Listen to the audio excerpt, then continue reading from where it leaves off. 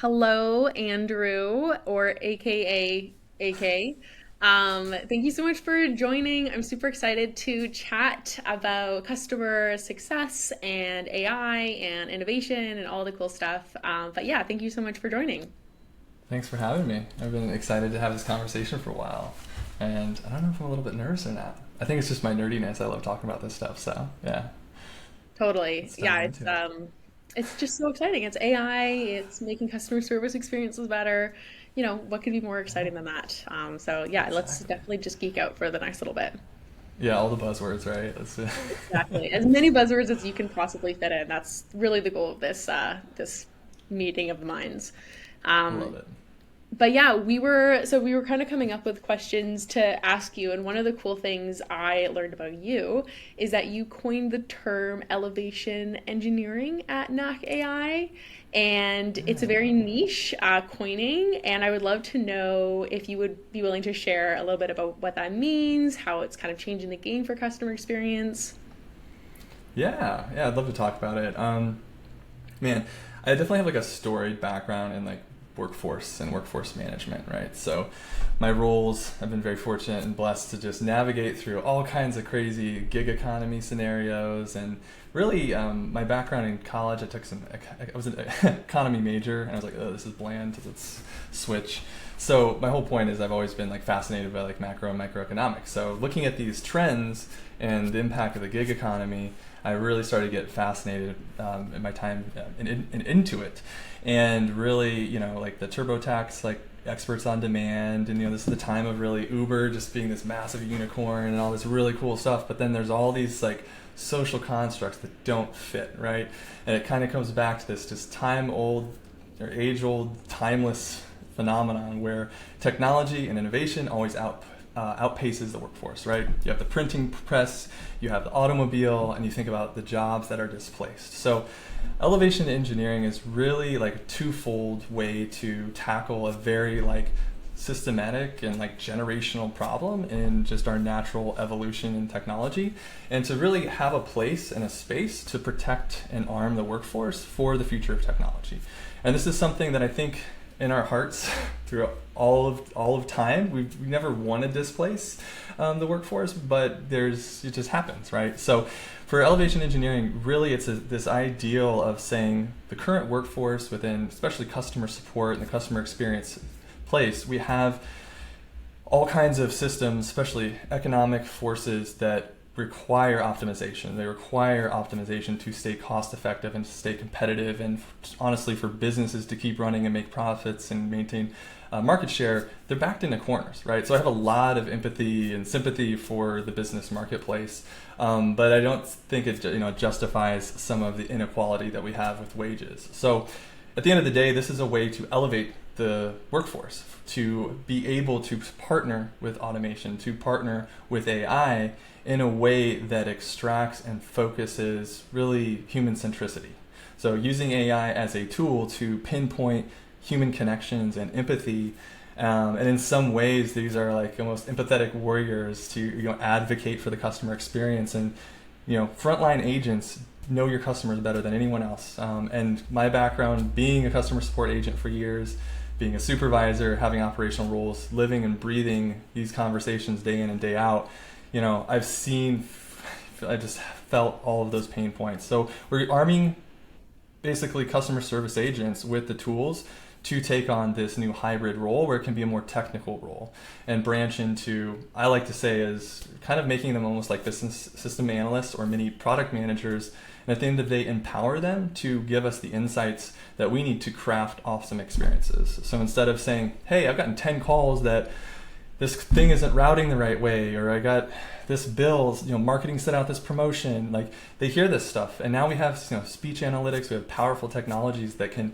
take this unstructured data and quantify it. So if we now have the nuance and we're able to empower these really tangible experiences that agents are going through and level them up into what we're calling elevation engineers, where they are engineering experiences and taking the ordinary and elevating them into extraordinary, that's what really captures the brand essence. That's in an experience economy is what's so important. And that's why there's this, really it's like a necessity for a paradigm shift to go away from a transactional cost efficiency economy to where consumers want, they want experiences. Like Amazon is giving us the price. I want it tomorrow for cheaper. Like I want that experience. You know what? I would pay more to have a better experience. So now when that standard, when that expectation is so high that now a customer can churn just because they had one bad experience because you have five competitors that like, well, I can get it for the same price or I'll even pay a little bit more.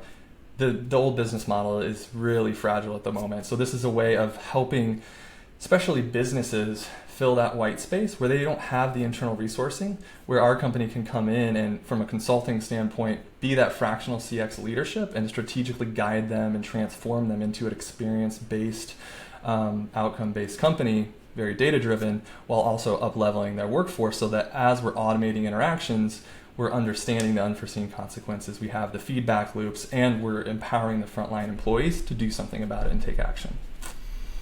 I love that. And I think that actually aligns well with conversations we've had in the past of really imparting, I guess, empathy as much as you can, whether it's with a customer or with people on the more customer service kind of side.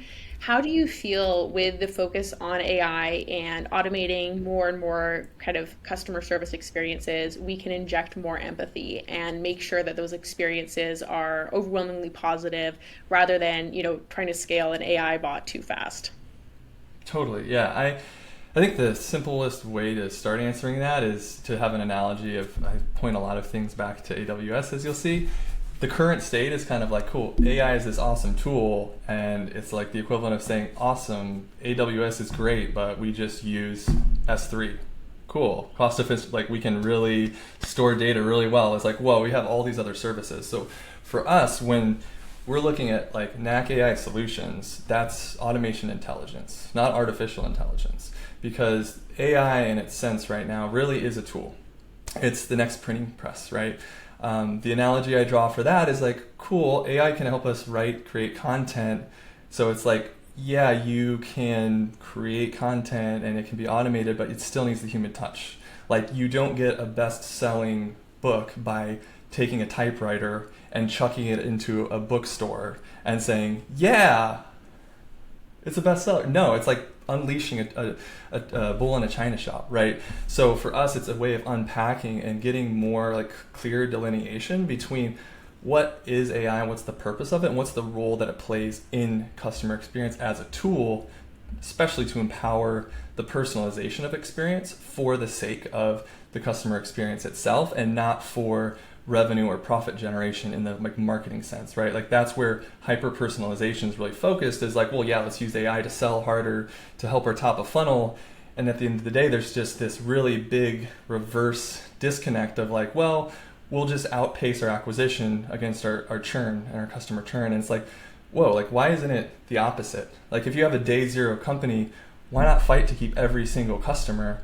Because if every single customer feels like that, they're going to tell their friends. And it doesn't matter if maybe company B goes and gets more funding, builds a better product faster. If they don't outpace their product with their customer experience, their competitors will. So we're that competitive advantage to allow you really to connect with the role of, well, AI can help you accelerate really your product development because we can funnel these insights. We can funnel the voice of the customer. We can structure this thing. We can help it automate even our own processes to make things more cost efficient that are just distractions from getting back to that like human centricity. So I see really AI, the balance of being like it oversteps its bounds when it's putting some friction in human connection and human centricity.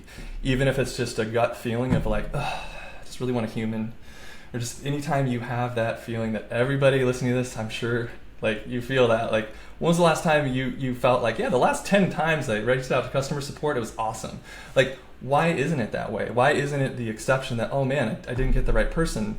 It's like, you're paying the bills, you're the customer. Why aren't, so these are questions that we're trying to answer with AI, be powered by AI in a healthy way where we're really better understanding those unintended consequences. And that's, I think, the blind spot that we just got to tackle before it's like a black swan that like, your competitors are going to get to it before you if you don't pay attention. So one way or another, it's going to bite you. 100%.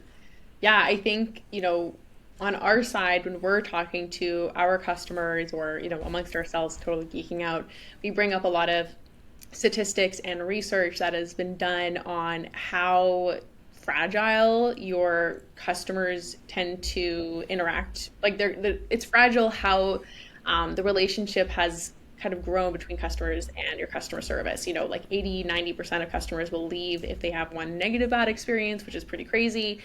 On the customer side, though, when you're working with, either, I guess, customers or your customers, which is organizations, what data are they using to drive decision making when it comes to their kind of CX strategies? Or what's kind of, if there is a common thread, what would that be? Um, Unfortunately, like in best case scenarios, it comes back to like CSAT. That's still one of the Right. best metrics that we gravitate to, but it's still at best a directional metric. And this is something that time and time again continues to fall short. And this was a very big, like when I was deep in like speech analytics and interaction analytics, in my previous roles, it was hard to correlate data, right? You want to be able to say, well, the sentiment on this call was really good. They talked to the agent, it was a great experience, but why'd they give like a 1 CSAT? Well, because they were unhappy with the experience. So you're dinging this rep who actually showed empathy. It was a good transactional experience in that moment, but you don't even have insight into that because your brand is burnt. And at that point, it actually doesn't even matter. Like the customer's not satisfied, so something's wrong. So at least you have some compass to say, that is wrong. That flow always has a bad CSAT. That agent always has a bad CSAT. Oh, let's coach the agent. Oh, let's look at the workflow, right? So at least we're like there, we're like at the tip of the iceberg, but there's so much under that I think is missing. So when we're looking at the data, a big piece of what we're trying to unpack as we're analyzing interactions and understanding and quantifying like the problems that we want to solve for our customers, because at the end of the day we're advocating for agents and customers, and the brand is the third party. Like, yes, you mentioned they're our client, but you're not anything without agents and customers. So it's almost kind of like we're incognito here, like, hey, we're going to keep you in check so you'll be successful. But getting back to it, it's like building trust, and we don't really have trust metrics. We don't have transparency. We have publicly listed companies that, oh, now you're public, you're public, you're on the stock exchange, you have to go through your audits, oh, you get exposed, but it's still, I mean, there's so many things, there's so many tricks, even best practices of just how you manage the finances, that you cover up expenses. I mean, we see, the scandals out there, there's still not trust from the consumers. Like, people at the end of the day understand you have to maximize profit at any cost. I feel like that's finally dialed down a little bit with some of the downturn in VC funding. Realize, hey, you can't just throw an idea that we throw 2 million at. You got to get traction. You got to get data. So I think we're moving in the right direction. I think that's good, but we're still missing some of those like fundamental ways of like measuring what is empathy. Like, how do you quantify that? And like the best measure we have right now is CSAT and sentiment scoring. It's so much more complex than that, right? Because perspectives are different. So I've been playing around with this concept. I haven't really talked to anyone yet, so I might as well just bring it up now, but like around like empathetic translation, right? People speak different languages. People are empaths in different way. At the end of the day, I perceive things. My perception changes. In fact, my perception of a company changes with each interaction. So consumers have a choice. Brands have a choice. Each time they interact, whether it's on the website, whether it's with chatbot, whether it's calling in, was it good or bad, right? So I'm almost looking at like, okay, we're trying to flip the script. How do we move from NPS, Net Promoter Score, to an NFS, Net Frustration Score? How do we start correlating friction and pain points to churn rates? So it's metrics like that where we can start to better quantify another dimension of saying, okay, cool, like the CSAT wasn't great. Maybe they still love the company, they just had a bad experience. Maybe they're frustrated with this thing. Because if you're capturing the frustrating, that's where, when you're acknowledging the negativity, that's where you really get the brand loyalty. So for us, that's a very powerful way of, I guess to wrap up that question is like, how do we get better data at understanding where trust is broken? And how do we start applying frameworks where we can systematically measure and influence the perception of brand trust? And for companies that are in a bad spot, how do we save and rescue them? For companies that are just starting, how do we align a business model for them that actually gets their unique selling proposition or position, their product market fit, that ties in their business model, that's linked directly to the performance of customer satisfaction and trust and frustration and these more emotional metrics, if you will, because it's very close equivalent to like, well, everybody was like IQ, well, now there's EQ, and now there's these other things, and people feel differently about stuff because of the personal experiences they have. Customer experience is the most intimate version of that. And to just reference a abbreviated story, like in the call center, a chunk of my time was taking escalations as a supervisor.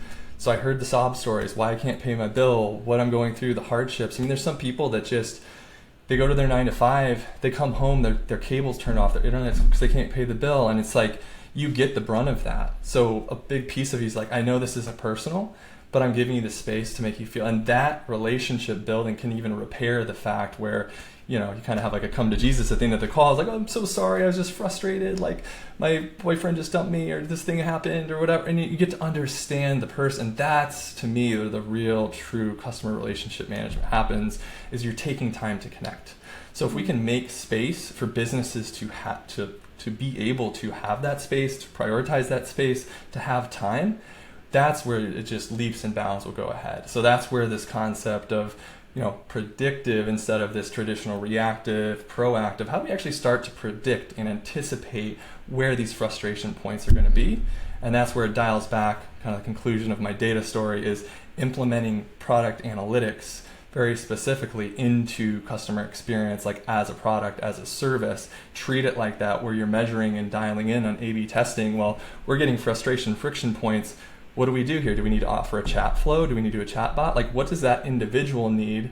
And as we have a building cohort of people that respond in that way, then it justifies, cool, we need a whole support channel of that. And taking that approach instead of like, well, I need to spin up a CRM with chat support, chat bot, all this. I need my knowledge articles. I don't have the time to build my knowledge articles. Inner Sophie on your white steed. That's, I mean, you know, coming back to like, that's where it's really starting to be transformational for us, because now you guys are dialed in on that problem, right? So now we can just collaborate and build the right things on the right knowledge base that just unlocks so much. 100%.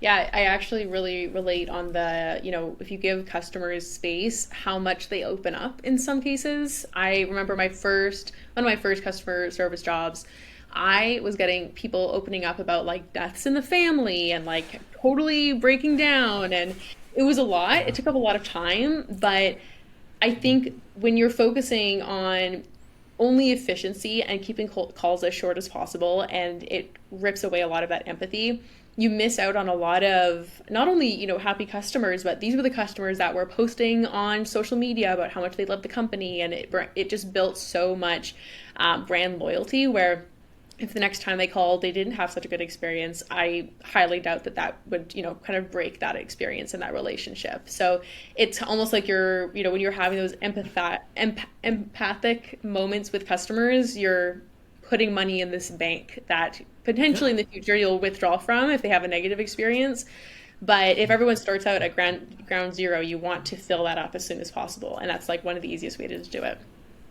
Yeah, it's like a savings plan, right? It pays dividends, and I learned this lesson so early on in my career, because I started in the call center about when I was like 20, and I was in the call center for 7 years. So like that was my duty in the trenches. So I was literally on the calls, like on the phones full time for about 3.5 years. So I've fielded thousands of calls. So I'm not just pulling this out, right? Like I've talked, and it was in upstate New York. So I'm talking like East Coast. I don't have time for your nonsense, and I don't have emotions. You mess this up, get it fixed. I'm going to drive to your house with a baseball bat. Literally, I've had that plenty of times threatened. I'm like, I'm sorry that I can't control you paying your bill, but I'm going to find a place, and I'm going to make that space. We're going to figure it out. What's really the issue here? And you kind of take on a little bit of a therapeutic thing, which I think is a beautiful thing, because people don't just in your day to day, you don't have time for that. So a really touching story from that really resonated to kind of, you know, making that time and space. There's like an elderly gentleman that, you know, older, maybe had some dementia, whatever, clearly lonely.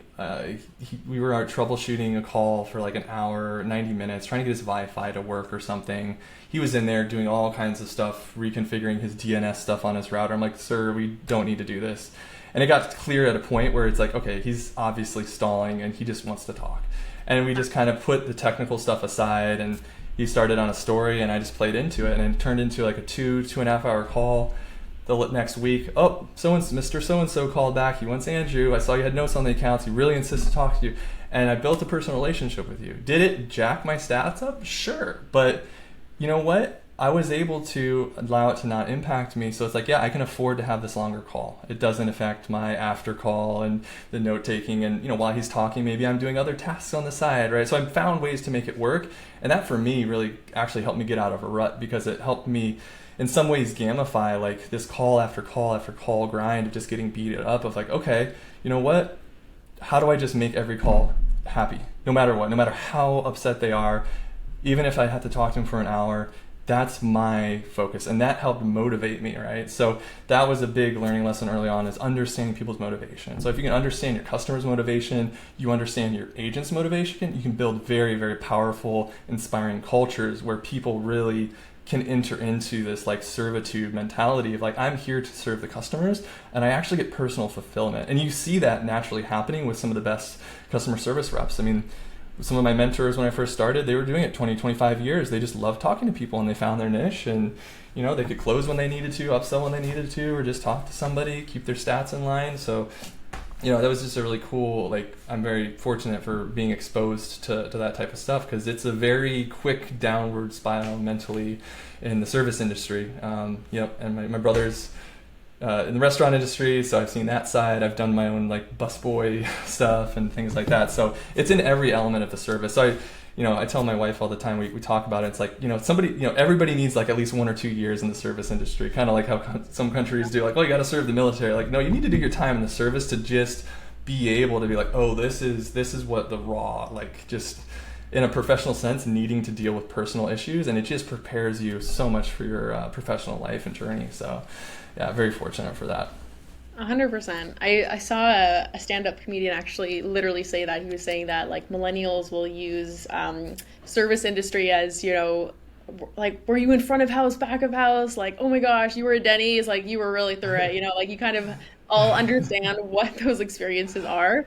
But, like you said, they can bring really profound experiences. You really are just out there connecting with people in kind of vulnerable moments, right? This is something you're finding people in the middle of their day or in the middle of their life where they're frustrated and something's going wrong, and you just kind of have to work them through it. Yeah, no, I think that's a really good insight. And as we kind of start wrapping up, I have one last question. So, as we're talking about empathy and AI and how we can kind of make sure that both of those things can exist at the same time, where do you feel like AI has the most to do in certain areas? Like where they miss, what are they missing? What gap are you waiting for AI to kind of fill in making sure that those experiences are as good as possible? Non-creative, monotonous, repetitive tasks. Anything that perpetuates social disconnection. So if I'm stuck in a back office as an accountant going through auditing stuff, I'm not connecting with customers. I'm not, it's very transactional. Like that's something that AI can easily do. It can analyze, right? So it's really about understanding where and how to capitalize on AI, and then in tandem, making it truly a partnership and treating AI like a partner, and even having empathy for the fact that like this is only good as we make it. And we are accountable for the outcomes, and we need ways to hold ourselves accountable. So we need more transparency. So the really a big piece of like AI and the solution is the framework, is having a framework. So for us, at the end of the day, the NAC AI solutions, our framework is what our IP is going to be. It's like, okay, we want to handle customer experience as a true service, as a true product. We need a framework that allows us to partner with AI and to even hold ourselves accountable, that we're able to dial it in, that if something's off, it's calling us out on it, and we're able to calibrate, because you want to surface those misalignments. You want to do it quickly, and you want to do it proactively, especially before something happens, right? Classic examples are with outages, right? With, okay, cool, snowstorms happen all the time in New York. Power lines would go out. Well, you don't have power on your block. I can't watch my TV. I'm going to call the cable company. Well, can you turn on your TV? No. So, what do we have to do? That when these outages happen, we put up a header, we send out emails, we alert our customers. It's reactive, but it's also kind of being proactive. So we're like, hey, we know there's a problem. We're working on it. Don't know the solution yet, but something's going on. And that's how you start to build these pieces of trust. So when you can harness AI to identify and pinpoint those things, such as like, like the chaos monkey for a Netflix example, right? Like how do you load test and how do you like so for us it's almost like how do you throw that at the customer experience? How do we have our framework be a bot that crawls through IVRs or crawls through chats and brings back this audit that says like, hey, I know you have metrics that tell you your whole time is this or this is this, but this is what the experience is like. These are some clips. This is what it's like talking to your agents, and getting those verbatims, especially when it's the I can't, I don't know, the system won't let me, or just hold on, let me pull that up. Right? Like those are tangible things that like you're actually helping tackle, because it's like when they have access to knowledge, when they can quickly find that and be informed, they can continue to focus on the customer. So that's, I think, a little bit more into the practical solution of AI is when AI is being a co-pilot, right? As everyone overused that term, but really understanding what it means to be a co-pilot and how do you measure the trust that builds, because the agent needs to trust the co-pilot too. I remember so many times I'd get a call, said, cool, recommend this discount package to this customer. So then you do it, and then you're like, wait a minute, they're not eligible. Why did the system tell me to do that? And now you have an upset customer that's been with you for 10 months that you just offered a new promo that's only for new customers, and it goes back to this whole broken trust of like, what the heck? There's no reward for my loyalty. I've been here for 10 years, and it's not worth a $20 a month discount. It's not worth $500 a year for the 10,000 in LTV to protect 20, 30, 40K in future revenue. And that's the metric. We have to look forward. We have to look forward to what the revenue loss is if we don't retain this customer. We're so focused on, well, we've only had them 3 months, we churned, we lost, 10K, whatever. It's like, well, how many 6-figure customers have you lost just because, and that's the whole crux of the SMB business and why it gets ignored too, which is why we're also passionate about the startups, the small scrappy stuff where you don't have the resources to build the CX. And that's where we're really passionate to like bring this together in a much more accessible way so that any company has the access to world-class customer experience, and moving with data, with AI to partner together into predictive type customer experiences where we're like staying ahead of the game. And even doing things that are counterintuitive to say, well, you're not using all of your bandwidth on your, everyone's starting to get these data caps on their internet uses, right? We actually suggest you downgrade. Builds trust. They're probably going to stick around longer than if a customer gets a mailer for a competitor. Well, I'm going to switch. That's cheaper. No, I'm going to actually stay because I know if I'm not using it, they're going to tell me and actually going to save me money. And then that positions more upsell, cross-sell, and LTV, right? So it's just very basic fundamental things that we just somehow have crossed wires on and not prioritized. So we're hoping to bring that alive. And I just see so many use cases for AI to understand the cohorts, the data, the personalization, dialing in those experiences at a very individual level, while as much as possible funneling it into like predictive, proactive human engagement, where like I'm now calling you up or I'm texting you as a human and using my human capital to have these really powerful connections to just further cement the relationship. 100%. Yeah, I think AI is kind of the motor, and then the car is all the infrastructure and strategy that needs to go into CX operations. And I think a lot of companies are just buying the motor and then not Yes. having anything else around, around that. And it's just so important that it all is going to work together. If you just buy a motor and then phone it in everywhere else, it's not really going to work. Yeah, there's no seatbelt, there's no windshield, you're just, Yeah, I think that's a perfect analogy. I like that. Yeah. Yeah. totally. But yeah, no, I can't believe it's already been, half an hour. That was a lot of geeking out. And I loved I loved every minute of it. That was awesome. Is there any, parting words to any CX leaders or anyone that's kind of thinking about investing in AI or maybe a consultancy or trying to shake things up a little bit? Yeah, I think you really have to start with a lot of humility, because it's easy to fast track in AI. There's a lot of buzzwords, there's a lot of quick wins, there's so many. I mean, you can go into ChatGPT and ask it to do anything now, and you can blindly follow it. So I challenge anyone, if you don't have experience, if you're trying to get into it, experiment. Be intentional, be purposeful with it. Go into it with an intention of what am I trying to learn? What's the outcome I'm trying to get? And how is AI getting me there? And pay closer attention to the journey of like how you're working with it and how that impacts the outcome. And whenever possible, always try to come back of like, well, where's the human element of this? How does this like, what's the fallout? Like, how do we maintain this? How do we scale this?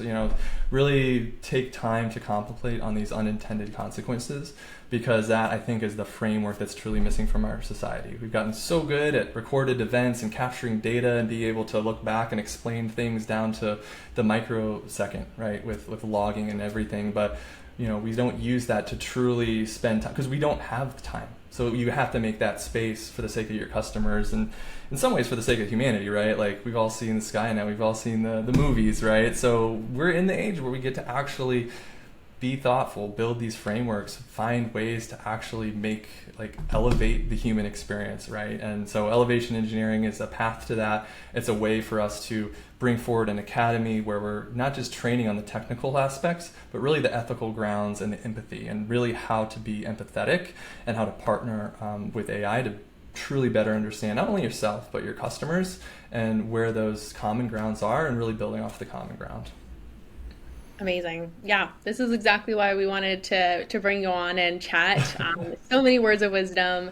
And thank you so much again, Andrew, for hopping on and just Yeah. imparting those very helpful words about how to navigate the crazy world of AI and CX. It is a crazy world, especially if you just dive into it. You got to go eyes wide open for sure. So don't be scared of it. But if you have questions, we're here to help. Absolutely. Yeah. And Awesome. excited to continue working. And yeah, thanks again for joining. Yeah, thanks so much, Sophie. It's been an absolute pleasure as always. Thanks, Andrew. Talk to you soon. All right.